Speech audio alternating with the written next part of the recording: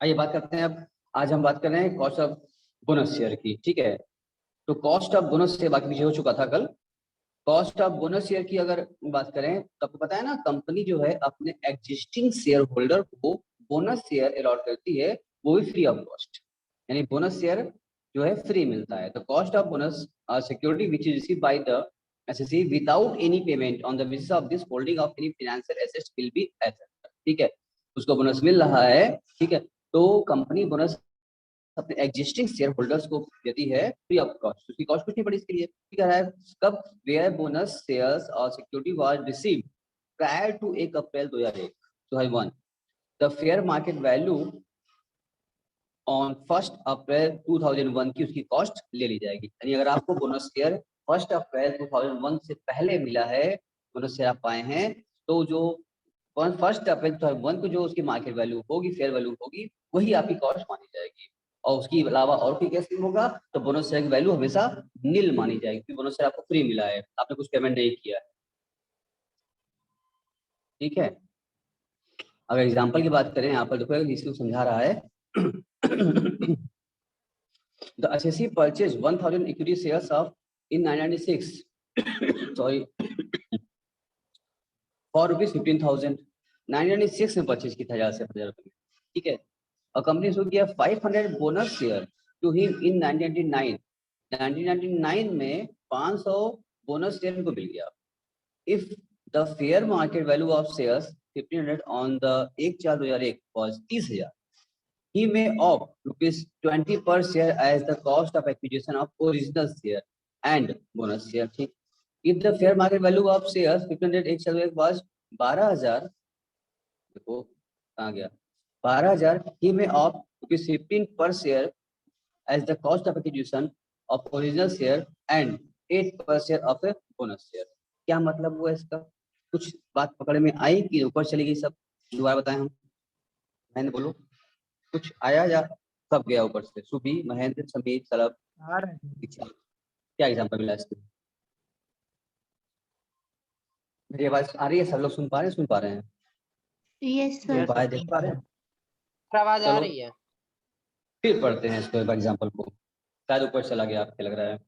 कह रहा है ध्यान समझो, 1000 इक्विटी शेयर परचेज किया 96 में। ठीक है, 15,000 रुपए का। तो बताओ उनकी परचेज प्राइस क्या पड़ी पर share?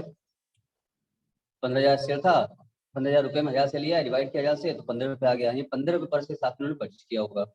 And the company issued 500 bonus share to him 99 500 का इनको बोनस शेयर भी मिल गया। ठीक है, तो बोनस शेयर फ्री मिला, जी कॉस्ट हुई नहीं।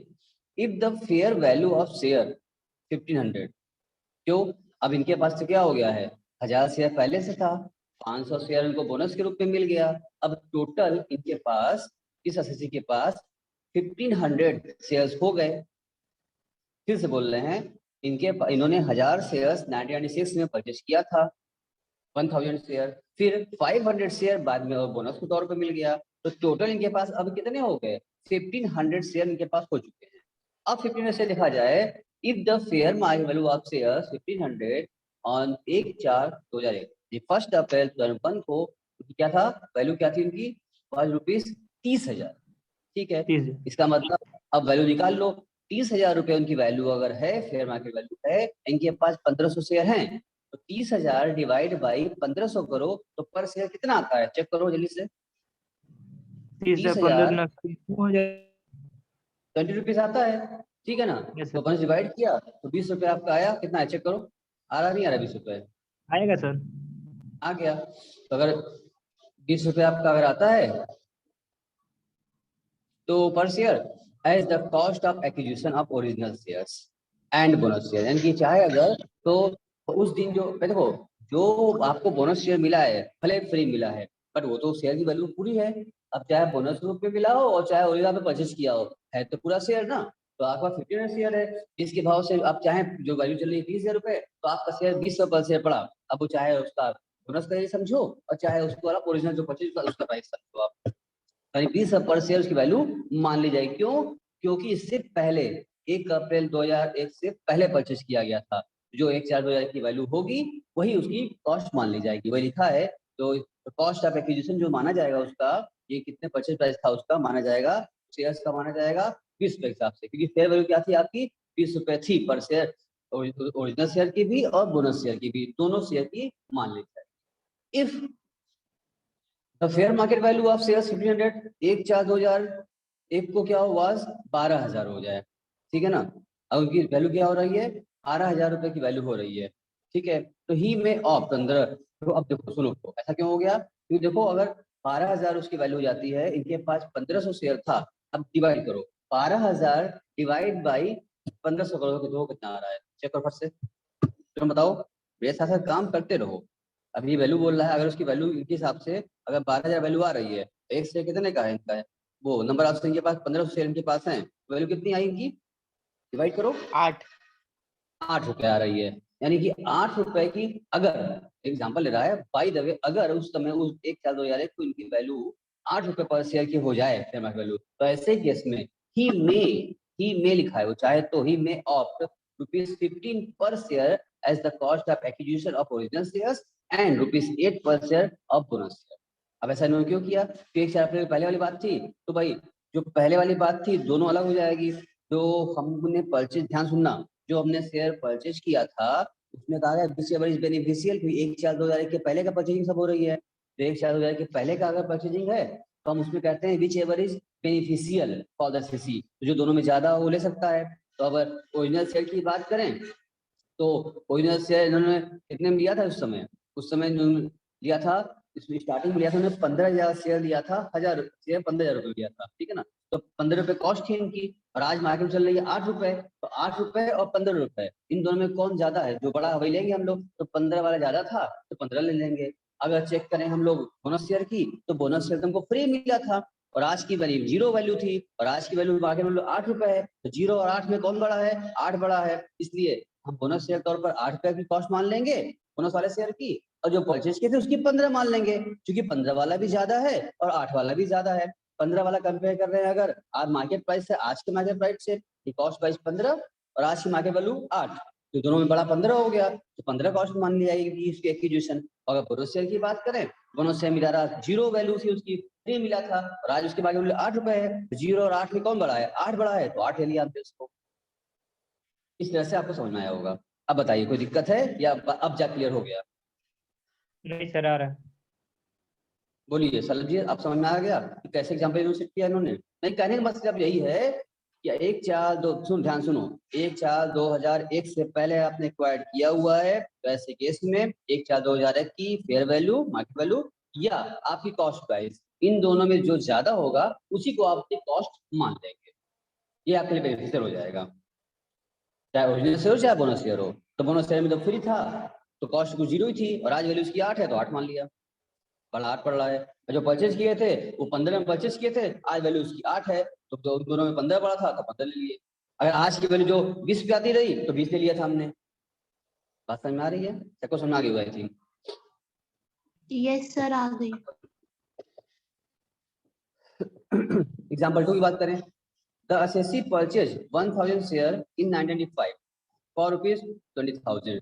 एक शेयर कितने का पड़ा, डिवाइड कर लो, एक शेयर पड़ा 20 रुपए का। The fair market value on the shares on 1st April 2001 was 30,000 है, ठीक है। अब ये बताओ, अब इनका जो 1/4/2001 वैल्यू जो इनकी हुई है वो 30,000 वैल्यू हो चुकी है, डिवाइड कर लो 1000 से, इसका मतलब वैल्यू क्या हुई 30 रुपए की आ रही है। ठीक कह रहा है 250 bonus shares are issued to him in 2007-8, ऐसी बात है 2007-8 में मिला है, यानी कि 2001 के बाद हो गया, ठीक है। The cost of original shares will be 30,000। भाई जो हमने कहा था ना कि कॉस्ट एफ, जब वो, क्योंकि जो ओरिजिनल शेयर ने परचेज किया है 1995 का है, 2001 के पहले का है, इसलिए उसमें हमको चेक करेंगे कि जो वैल्यू ज्यादा होगी वही बेनिफिशियल हो जाएगी इनके लिए। तो 20 में परचेज किया था और आज की वैल्यू 30 है, 30 उसकी वैल्यू कॉस्ट मान ली जाएगी जो ज्यादा है। और एक बात बोनस शेयर के लिए कहा गया, तो बोनस शेयर में कहा गया था अगर 1/4/2001 के पहले का है तब तो बीच वाली बेनिफिशियल लेंगे हम लोग, लेकिन 1/4/2001 के अगर बाद का है तो उसकी वैल्यू हमेशा नील मानी जाएगी। अभी पीछे पड़ के हमको आए हैं, ये 7-8 मिला हुआ है, 1/4/2001 के बाद मिला हुआ है, इसलिए इसकी वैल्यू क्या मानेंगे, कॉस्ट वैल्यू इसकी नील मानेंगे। जब इसको बेचेंगे तो कॉस्ट वैल्यू नील माना जाएगा, कॉस्ट के तौर पर लेस करेंगे नील। बात समझ में आई थिंक आ गई हो, ना आई हो तो फिर डिस्कस कर सकते हो आपसे इसका भी। अभी जस्ट इसका जो डिस्कस हमने किया है, कई सारे क्वेश्चन इसमें रिगार्डिंग है, इसमें अभी बहुत सारे क्वेश्चन हैं इसमें भी करने हैं हम लोग तो आप समझ लीजिए बोनस शेयर में क्या करना है और ओरिजिनल शेयर में क्या करना है, और उसमें भी फर्स्ट अप्रैल 2001 से पहले का है तो क्या होगा और उसके बाद का है तो क्या होगा, ये सारे प्रोविजन आपके सामने हैं, एग्जाम्पल भी सामने आपके आ गए, और कुछ पूछना है तो आप पूछ सकते हैं, बताइए बोलिए। नहीं पूछना है सर। क्लियर, अभी क्वेश्चन लगाए कर लेंगे आप लोग, पंकज जी कर लेंगे। ये सर कर लेंगे।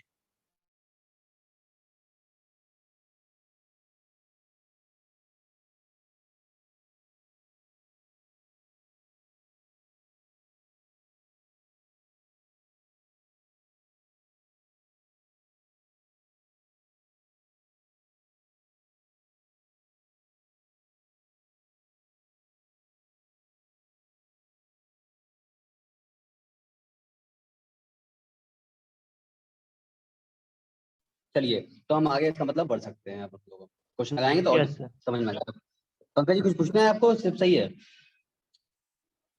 नो सर नहीं। ठीक, चलो अब बात करते हैं cost of acquisition of goodwill के बारे में बात करते हैं। तो अब देखना low cost of acquisition of goodwill क्या होगा। The cost of acquisition of in relation to a goodwill of a business, a trademark or brand name associated with the business, yeah, right up to manufacture, produce or process any article, things, right to carry any business profession, yeah, tenancy right, yeah, stage carriage permits, yeah, loom hours shall be determined as under। कैसे निकलेगा सब चीजों के लिए? Would you like if the asset is purchased from a previous year, the amount of purchase price, अगर आपने last years में purchase किया, प्रीवियस ईयर परचेज किया हुआ है, जिस प्राइस पर परचेज किया है वही प्राइस आपकी क्या मान ली जाएगी? परचेज प्राइस मान ली जाएगी cost. If any other case, इसके पहले का है तो उसकी वैल्यू क्या होगी? नील। गवर्नमेंट बहुत बड़ा सा विषय हुआ है अमेंडमेंट इस बार का, उसकी वैल्यू क्या हो जाएगी? नील मानी जाएगी। However this will not cover the case स्पाइडर सब, ठीक। In case of previous owner has transfer such assets to the assessee under section 291 cost which the previous owner had acquired such asset। जैसी बात पीछे हम लोग पढ़ के आए थे, अगर प्रीवियस ओनर का है तो आपने नहीं लिया हुआ है प्रीवियस ईयर में, तो प्रीवियस ओनर की कॉस्ट आपकी कॉस्ट मान ली जाएगी, ठीक। ये कॉस्ट ऑफ गुडविल के बारे में था। अब आ रहा है कॉस्ट, क्योंकि सारे देखो जब हम लोग क्वेश्चन पहुंचेंगे ना, देखो ये क्वेश्चन बहुत स्मॉल, बहुत छोटे में लगेगा। छोटे से क्वेश्चन लगाने के लिए इतना ढेर सारा प्रोविजन हमको पढ़ना पड़ रहा है, सबका अलग अलग कॉस्ट समझो, अलग अलग कंसीडरेशन समझो, अलग अलग ना। तो ये डरना नहीं कि खाली प्रोविजन जस्ट लग रहा है, जब क्वेश्चन न्यूमेरिकल लगाएंगे तो न्यूमेरिकल इसका बहुत छोटा हो छोटा लगता है, लंबा नहीं लगेगा, लेकिन उसके लिए प्रोविजन बहुत ज्यादा होगा, तो ये प्रोविजन का हम लोग कवर कर रहे हैं। अब है cost of acquisition of right issue. देखो बोनस शेयर बोलते हैं सस्ता शेयर, सॉरी फ्री का शेयर, अभी सिखाया हमने आपको, और राइट शेयर बोलते हैं सस्ता शेयर। फिर रिपीट कर रहे हैं, बोनस शेयर फ्री का शेयर होता है, कंपनी अपने एग्जिस्टिंग शेयर होल्डर को जो बोनस से जारी करती है वो फ्री में जारी करती है, तो बोनस शेयर की कॉस्ट फ्री होती है, उसको बोलते हैं फ्री का शेयर। और राइट शेयर की बात करें तो राइट शेयर अपने कंपनी जो होती है, कंपनी अपने एग्जिस्टिंग शेयर होल्डरों को अपने शेयर जब इशू करती है कुछ कम दाम में कर लेती है, ठीक है, कुछ सस्ते में कर लेती है। ये शेयर सिर्फ वही खरीद सकता है जो इनका पहले से शेयर होल्डर्स है, तब नए लोग उसको नहीं खरीद सकते। ऐसे शेयर बोलते हैं राइट शेयर, इसको बोलते हैं, अगर सीधा भाषा में बात करें हिंदी में बोलेंगे इसको सस्ता शेयर। यानी बोनस शेयर मतलब फ्री का शेयर और राइट शेयर मतलब सस्ता शेयर, ऐसे तुम समझ सकते हो शॉर्टकट में। सुन पाए सभी लोग? और फिर बोले एक बार। सुन पाए सर, सस्ता शेयर होता है सर। हाँ, यानी कि क्या हो गया, कंपनी मार्केट में अपनी हलचल बनी रहे, लोग कंपनी से जुड़े रहे, इन्वेस्टर्स शेयर होल्डर्स कंपनी में लगे रहे, कोई छोड़ के ना जाए, इसी कंपनी ऐसा करती है कि अगर हमारे जितने, अब कोई टाटा कंपनी है, टाटा कंपनी अपना शेयर कोई मार्केट में लाया, बोल दिया जो हमारे एग्जिस्टिंग शेयर हैं इस शेयर को वही खरीद सकता है और कोई नहीं खरीद सकता। अब जिसके पास पहले से टाटा कंपनी का शेयर है वो उसको रेशियो बना देगा, अगर आपके पास 10 शेयर है तो आप 5 शेयर खरीद सकते हैं या 2-3 शेयर खरीद सकते हैं, रेशियो बना देगा।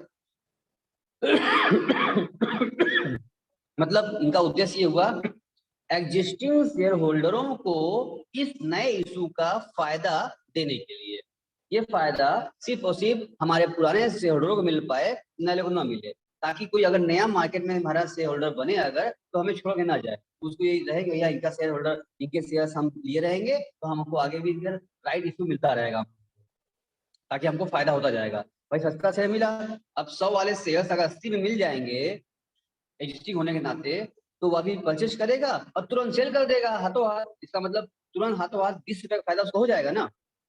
अब जो खरीदेगा वो माँ के हल्चा बदी रहेगी, लोग सोचेंगे काश हम पहले से भी शेयर लिए होते तो आज हमें भी सस्ता मिल जाता 20 रुपए, हम नहीं लिए थे तो हमें सस्ता नहीं मिलेगा, हमें 100 रुपए मिलेगा। तो ये कंपनी अपने एग्जिस्टिंग शेयर होल्डरों को फायदा पहुंचाने के लिए ही राइट इशू आती है मार्केट, जिसको बोलते हैं कम दाम में देते सस्ता सेल करते हैं। और उसकी कॉस्ट देखने अब in the hand of share holder में क्या उसकी कॉस्ट होगी। In case of where a share or any other security become entitled to subscribe additional share.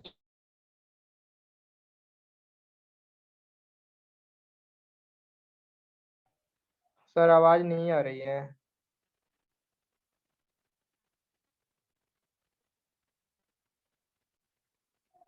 Hello.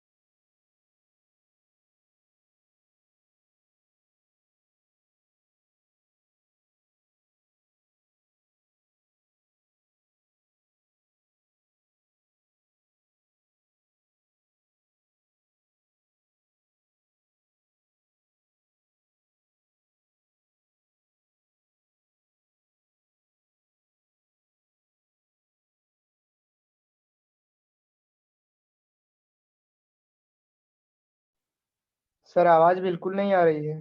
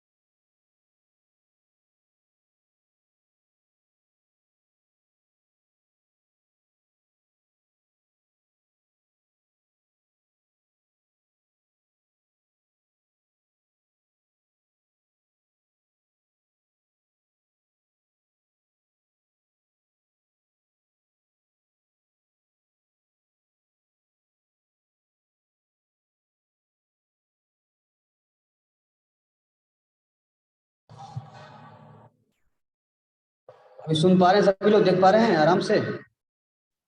Yes sir. अब आ रही है आवाज सर, बिल्कुल नहीं आ रही थी। ठीक है, आवाज आ तो रही है ना? क्या लिख रहे हो तुम लोग? आवाज आ तो रही है? आवाज क्लियर है ना? अभी आई। चलो ठीक है।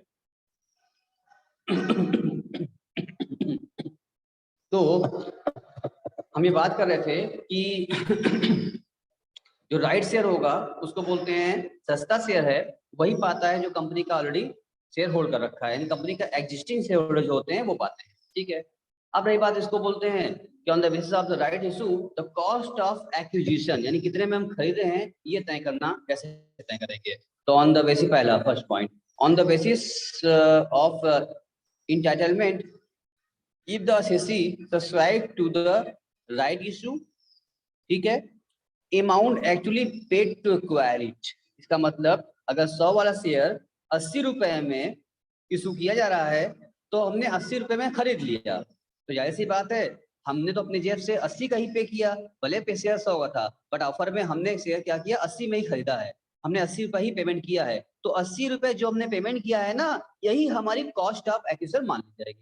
भाई यही बात होनी भी चाहिए, भाई हमने 80 पे किया है तो हमने 80 में खरीदा है तो 80 मेरी कॉस्ट पड़ी है, इसका मतलब तो कॉस्ट ऑफ एक्विजिशन 80 रुपए ही मानी जाएगी। पहला पॉइंट क्लियर हो गया? Yes sir. दूसरा पॉइंट सेकंड बात करें अब। दीक्षांत, महेश, पंकज, समीर, सुबी, सलभ, यस Clear सर, है? सुन रहे हैं sir. Yes sir. Yes sir. Yes sir.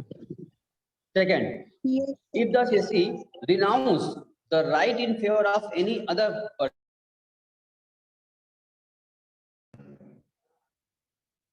आवाज फिर चली गई सर।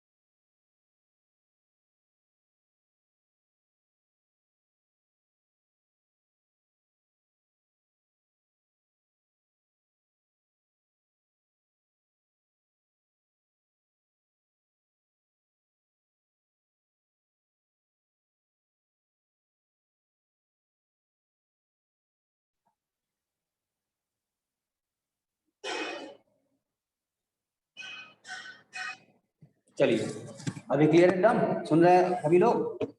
Yes sir.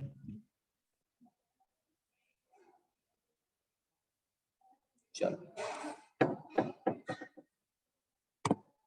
तो सेकेंड पॉइंट काफी रिपीट कर रहे हैं, if the assessee renounce the right in favor of any other person, तो कॉस्ट आपकी नील मानी जाएगी, ठीक है ना। अब समझो ये क्या होता है, तुमको अगर हम प्रैक्टिकली बताएंगे, अगर प्रैक्टिकली ना बताएंगे तो ये लाइन समझ में नहीं क्या लिखा है। ध्यान सुनो, सारे लोग बच्चे ध्यान सुनेंगे। The assessee renounce the right in favor of any other person, इसका मतलब ये होता है कि जैसे मान लिया जाए कि हमारे पास पहले से टाटा कंपनी के शेयर्स हैं, ध्यान से बच्चे सुनिए, हमारे पास पहले से टाटा कंपनी के शेयर्स है, हम होल्ड कर रखे हैं।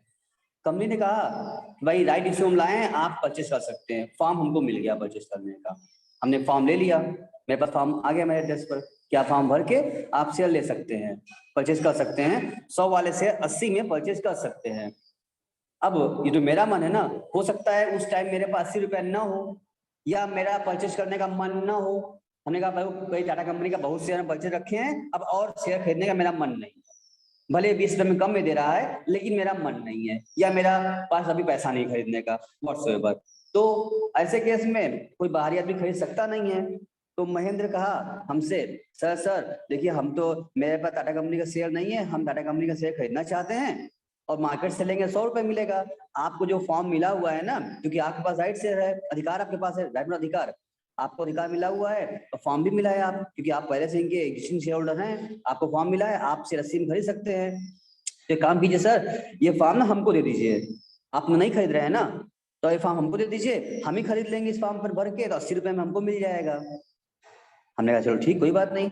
ये बात समझ में आई कि जो राइट हमको मिला था खरीदने का, अगर उस राइट को हम इस्तेमाल नहीं कर रहे हैं, नहीं खरीद रहे हैं, तो ये राइट हम किसी और को ट्रांसफर भी कर सकते हैं। जो फॉर्म हमको मिला था भर के खरीदने के लिए, वो फॉर्म किसी और को हम दे सकते हैं। वो फॉर्म खरीद लेगा तो उसको 80 मिल जाएगा, उसका 20 फायदा हो जाएगा। महेंद्र हमसे कहा ये बात, हमने कहा ठीक है महेंद्र चलो। हमने कहा महेंद्र जी हम इसमें बदले हम आपसे जो है 5 रुपए लेंगे, फॉर्म राइट देने का हम 5 रुपए आपसे लेंगे, 5 रुपए पर अब उनको आप दीजिए तभी फॉर्म देंगे आपको। तो महेंद्र तब भी राजी हो जाएगा। महेंद्र को लगेगा भाई ठीक है तो शेयर 20 पे सस्ता मिलेगा, 5 रुपए फॉर्म में दे रहे हैं, 5 रुपए इनको दे दो। 5 रुपए में हमसे वो फॉर्म ले लेगा और जाके वो फॉर्म भर के शेयर 80 में खरीद लेगा। इसका मतलब कि महेंद्र को हमको क्या मिला भाई, हमने शेयर नहीं खरीदा बल्कि हमने अपने अधिकार को ही डिनाउंस कर दिया किसी और को 5 रुपए में, हमने वो फॉर्म सेट कर दिया। शेयर परचेज नहीं किया हमने, शेयर सेल नहीं किया हमने, वो जो अधिकार मिला था फॉर्म आया था मेरे पास उसी को हमने महेंद्र को 5 रुपए में दे दिया। तो जो हमने महेंद्र को 5 रुपए में दिया ये फॉर्म तुमको फ्री मिला था, इसीलिए कहा गया आप जब राइट में अनाउंस जो ट्रांसफर कर देंगे किसी और को तो 5 रुपए में ट्रांसफर किया तो 5 रुपए उसका बन गया कंसिडरेशन और उसकी जो कॉस्ट होगी वो नील, क्योंकि हमको तो फॉर्म फ्री मिला था उसकी कॉस्ट हम नील मान लेंगे, हमारी वैल्यू उसकी नील मानी जाएगी, 5 टैक्स फ्री बन जाएगी हमारी।